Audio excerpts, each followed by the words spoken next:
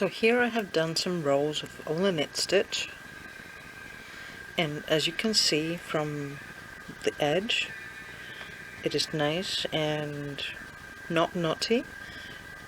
That's because I did not knit the first stitch of the row.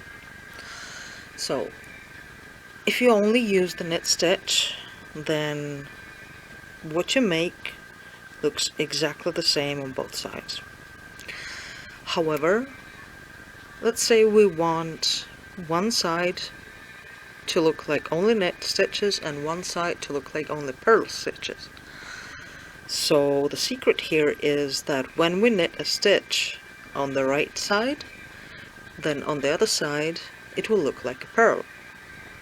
So if I stretch this out, you can see that there are rows of purls and rows of knit stitches.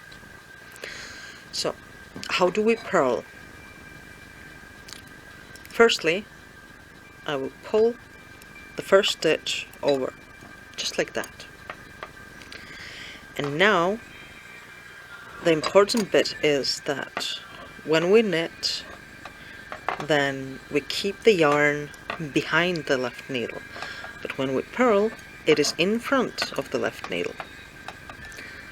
Also, we don't go in from behind the stitch. We keep the yarn coming from the ball in front of the first stitch, and we go into the first stitch like this, into the first stitch, and then we grab the yarn coming from the ball and we pull the yarn through the stitch and we pull it over. Again, yarn is in front of the left needle.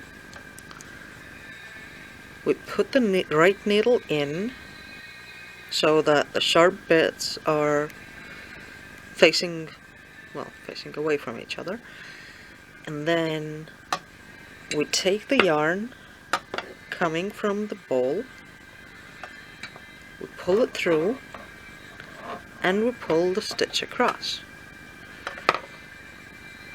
So